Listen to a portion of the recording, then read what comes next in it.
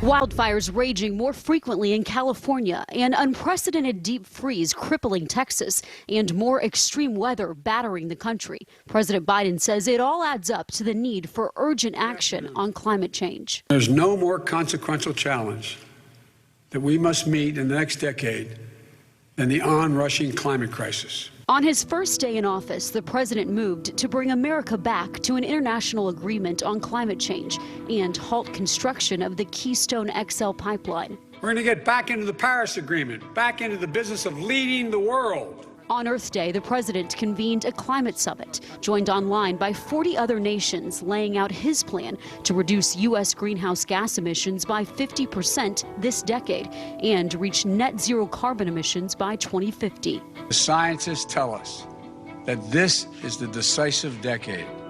This is the decade we must make decisions that will avoid the worst consequences of the climate crisis. Critics immediately slamming the pledge, citing a lack of commitment from other countries, like the world's biggest polluter, China. Our colleagues could inflict as many painful policies on American workers and American industries as they want, and still not achieve a significant change in worldwide emissions or global temperatures. Also in Republican crosshairs, the president's massive $1.9 trillion infrastructure plan. While there's bipartisan support for traditional rebuilding of crumbling roads, bridges, and airports, water systems, and power grids, Republicans balk at the plan's heavy investment in clean energy initiatives. Folks, it's not sufficient to build back. We have to build back better. Now their so-called infrastructure plan would aim at completely decarbonizing our electric grid, which means hurting our coal and natural gas industries and putting good-paying American jobs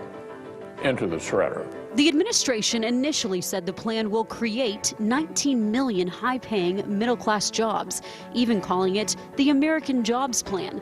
Many of those jobs would be in emerging clean energy industries. It's going to create the strongest, most resilient, innovative economy in the world. But after criticism that the recovering economy would add 16 million jobs without the measure, the White House had to walk back its estimate to 2.7 million new jobs. To pay for it, the administration wants a corporate tax hike.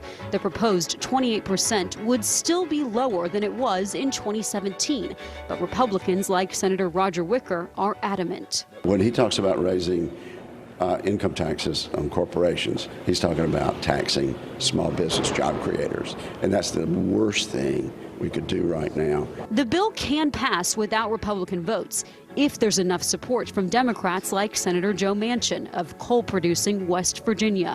Billed as the New Deal of this generation, if the president's infrastructure bill makes it through Congress, it will be the kind of legacy Mr. Biden wants to be remembered for. An incredible opportunity. Not just to build back to where we were before, but better, stronger, more resilient. In the president's address to Congress tomorrow night, he's expected to talk about the urgent need to revamp the nation's infrastructure and the need to move toward a cleaner future. He's also expected to unveil another big part of this economic plan that he has to build back better. That's called the American Families Plan. It'll focus on child care, education, even paid leave. In Washington, Allison Harris, NewsNation.